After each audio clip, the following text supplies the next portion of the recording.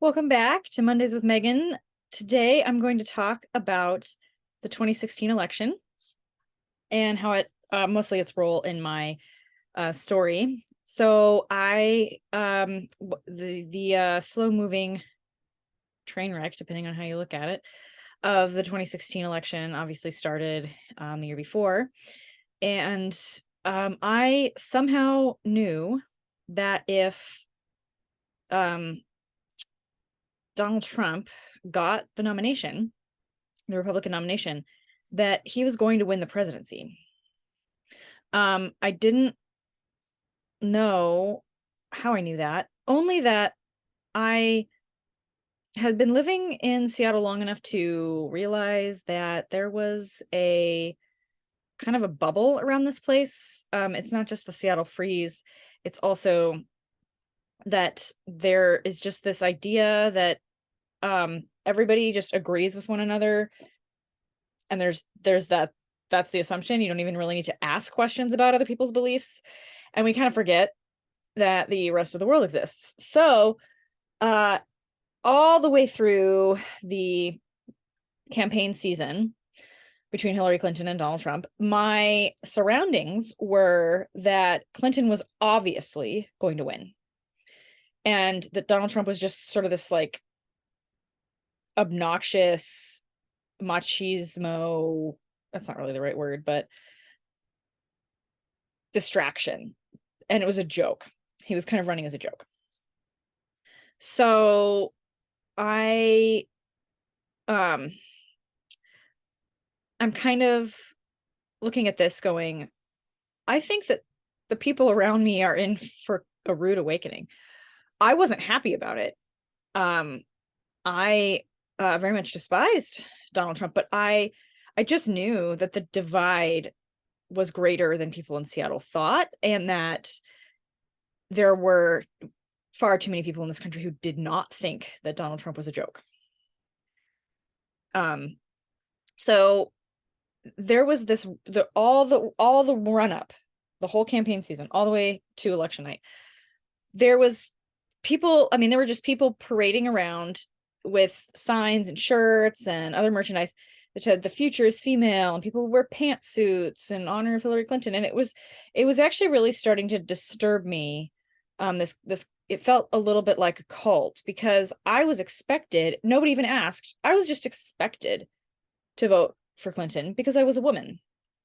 Nobody asked, nobody really thought about it, it seemed. Oh, for the first time in history, we're finally going to have a female president. So obviously, you would want to be on the right side of history. And while I very much despised Trump, I was not going to vote for Clinton just because I didn't like Donald Trump. And I'm barely, I was old enough to remember the Clintons because they were president in the late, they were president. That's what I remember. Late 90s. Bill Clinton was president when the Columbine High School shooting happened, in the town I'm from. I was 7 minutes away in lockdown in my middle school. And I remember hearing about, I remember his response to the Columbine shooting. Um, and I also remember the Monica Lewinsky thing. So that's pretty much what I remember about that era.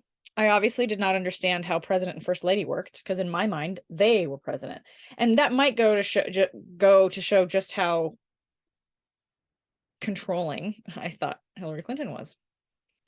I don't really know where I got that idea. Kids think the darndest things, but 13 is old enough to like have memories. My memory of my first memory of an election was the Florida recount. So I was already pretty cynical about politics.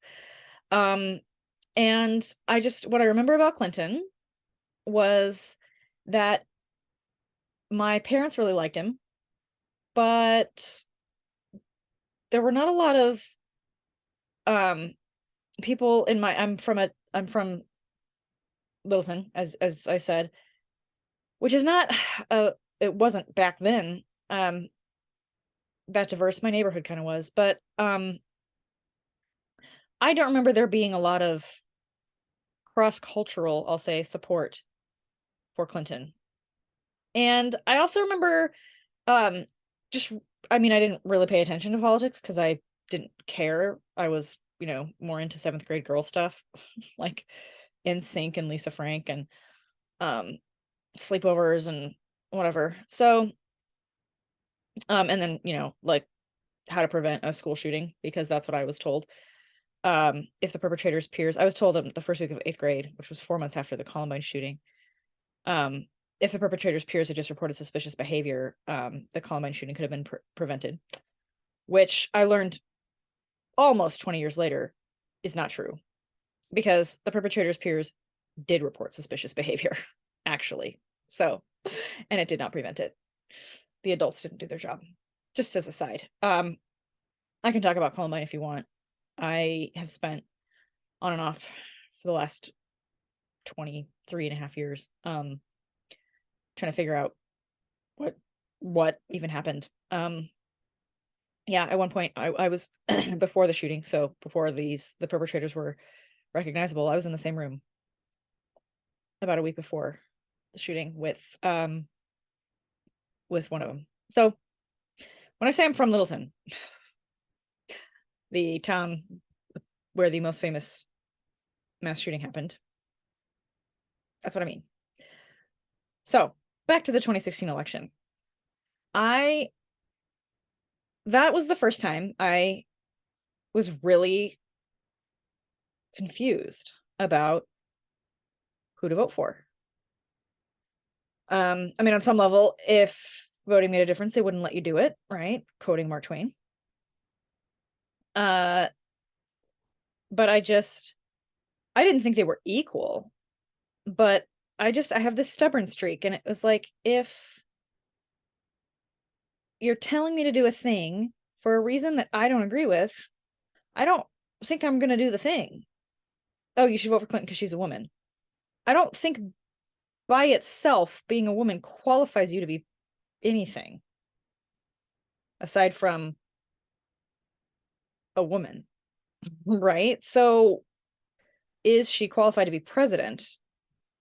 I don't really think that her gender has anything to do with that. So I just kept being hammered home. You vote for Hillary Clinton because she's a woman, especially if you yourself are a woman, because that's how we're going to finally throw off this, horrible oppression called patriarchy and sexism. And it's interesting that you don't hear the word sexism anymore, with the rise of the transgender movement, which I think I've said before. But anyway, but I just was like, no, that's not really a good enough reason. And I got some pretty weird looks about that, which also confused me because I thought that this was an important decision, voting for the president. So, I didn't know that cults could be part of the broad, like they could be the broad culture. I thought they were just minorities, and I thought they were religious. And on some level, the fervor that I saw towards Hillary Clinton was very religious, and it freaked me out. So that was the first time I actually think that I really questioned the blue side, the Democratic side. I was just like, I mean, I'm not saying that before that every candidate they put forward was perfect. I just wasn't really paying a lot of attention. I mean, Florida, that was 20 years ago now, but that was the first time I ever really paid attention. I wasn't old enough to vote, but when I was old enough to vote, September 11th had happened. So that was the next election. And I was kind of worried about there being an unending war, which, I don't know that I was necessarily wrong. And as a 14-year-old, I think that was pretty astute of me. But anyway, I just I didn't really see good enough reasons to vote for either one of them. So that was the first time I voted third party. Not that it mattered in the state I'm in. I'm out here on the left coast over here, but I don't think I saw more entitled horror on the night of the 2016 election. I was very disappointed. I was very pissed off. I was embarrassed. I have said, I've been pissed off to be an American because I was raised that way. My dad said to me a few years ago, several years ago now, I guess, if he had known in the year I was born what he knew then, I wouldn't have been born in this country. Okay, because there's so many countries that are way better. What? Anyway, I mean, maybe there are. Anyway, that's for a different point. That was a conversation I was having with him. That's for a different conversation. But I just remember thinking like, okay, so I've been angry being an American, I've been upset, but I've never been embarrassed, and now I'm embarrassed. But I was not surprised. And everybody around me, I was at a pub on Capitol Hill, with church people. So that sounds like a weird sentence, but anyway, they were all like, it wasn't just that they were upset. It was that the entitlement of that was very disturbing to me, that we would have any sense of entitlement about, any sort of outcome like that. And just the election was like stolen from us. I mean, it didn't make me question my particular faith, but it made me question, like, so it's really not just the Republicans that have their Christianity tied up in their politics, is it? The way that these folks were, and the way that I heard a lot of Christian Democrats reacted to the 2016 election. But anyway, the point of that was the first time I started to wonder if cults might be larger than just like David Koresh or Jim Jones, or, I mean, I know there are other types of cults that are larger, much larger than that. But I was thinking, I was like, is it possible that one, like a culture, could become a cult? I didn't really explore that thought much further after that, but now I can see clearly that the answer is yes, indeed, they can. I still don't know what to do about that, but that thought about, oh, can cults be the majority rather than the minority? That the 2016 election, the behavior around Hillary Clinton, the future is female, all of this was the first time that I had that thought. It didn't really ring a bell until 2020, but here we are. So there's that. And I also just remember people being inconsolable, just utterly inconsolable, when Donald Trump won.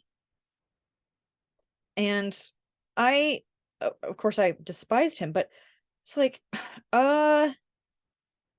your entire life is ruined by an election. So, something's wrong with that. I don't exactly know what, but that ain't right.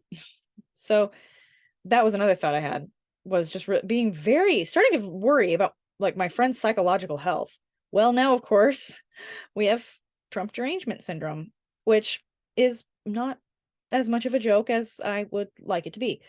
But, and of course, no one really could know how this would all play out, I don't think. And I'm not saying anything about the merits of Donald Trump. I'm just saying that the 2016 election was the first time I really started to question the Democratic Party and why there was this kind of wholesale, not even demand, but just assumption that we would all fall in line and vote, the future is female, especially if you were female. It took me a long time to go like, this was actually just this year when I was talking to another friend who also hates Trump, but who has said in a very insightful way, I would rather have daddy government than mommy government. And I agree. Given all of it's for your safety and we have to take care of you and all of this that's been going on the last 3 years, like, yeah, I didn't ask my employer or my government to take care of me at all. And I never would, because I'm an adult and it's my job to take care of me, not my government. And I would never want the government to do that ever. And I didn't realize, like, I've always thought that at the back of my mind, even when I was out there protesting and demanding social services and, public access to various types of life necessities, healthcare, housing, um, retirement, all of this. I was always thinking, I'm really not sure that this is the government's role. But of course, you can't say that now. Even though the government is structurally and institutionally racist, it's still their job to provide for us, apparently. So after the 2016 election and the corresponding absolute, utter, inconsolable despondency from many of the people around me, which that made my fear of being in or surrounded by a cult worse, I really started to look into how are we getting these candidates? Like, I thought the 2016 choice sucked. And then it just got worse in 2020. So, like, where is this? Why? Why is this happening? Is it just the result of choosing the lesser of two evils over and over and over again? And finally we get to Donald Trump and Joe Biden? Those are our choices? Really? So anyway, God forbid that comes up again, but who knows? So it's weird to look back on the 2016 election now and just see how much hand-wringing there was over it, and how, oh, the world's coming to an end, and oh, we have the worst president ever, and just this like really histrionic self-pity that I was surrounded by in the bastion of progressivism that is also known as Seattle. And it was exhausting. Like, it was every day. It was every day for 4 years. Every day someone would moan about how awful the president was. And everyone else would join in and dogpile. And I'd never seen that before. And I asked my parents that if they'd ever seen anything like that. And they said, no, but we're surrounded by it too. Now, they are not Trump supporters, but it's just obnoxious. It's just obnoxious. I also hated him too. And it was like, look, life goes on. So, but it has not abated. It hasn't abated. He's not even the president anymore. So I think I probably was a little bit sheltered as to how screwed up politics can get, but I also, had never occurred to me that an entire culture could be hijacked. I'm pretty sure it started before the 2016 election, but that's when I started to pay attention. I didn't know what was going on, but I knew this is different.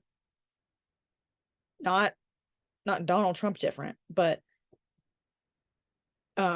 like, Donald Trump was not the only different thing. It was just how much conformity was not even demanded, but just assumed. And that really scared me. Not just because I'm always a nonconformist, usually by accident, but because I do not trust groupthink. I don't trust groupthink at all. So there's that. I think, and I think I just have always been, ever since then, just pretty suspicious of, I may have mentioned I woke up late, like I woke up to all of the corruption and evil in the world very late, from what I'm gathering, but that is the moment that stands out in time to me, that I no longer trusted the Democratic Party. But I it's not like I trusted the Republicans either. I just didn't know anything about them, because, as I said, I was told they were stupid and not worth getting to know, and everything about them was backwards and wrong, and we just need to wait for them to die off or come to our side. Does that sound like cult mentality to you? So anyway, I didn't recognize it because that's also the function of cults. But it is not that I have completely abandoned everything I used to think. I am writing a newsletter as I mentioned, I'll just briefly mention it. If you've watched my videos, you know about it. What the Left Gets Right. It's twice a month. You can sign up for it or any of my other subscription newsletters, or find out more about my writing. I have a poetry book coming out on meganwildhood.com. And next Monday, I'm probably going to be talking about the thing I mentioned a couple weeks ago about staying angry and all feelings matter and stuff like that. So we're going to talk about feelings next week. So stay tuned for that. Okay, bye.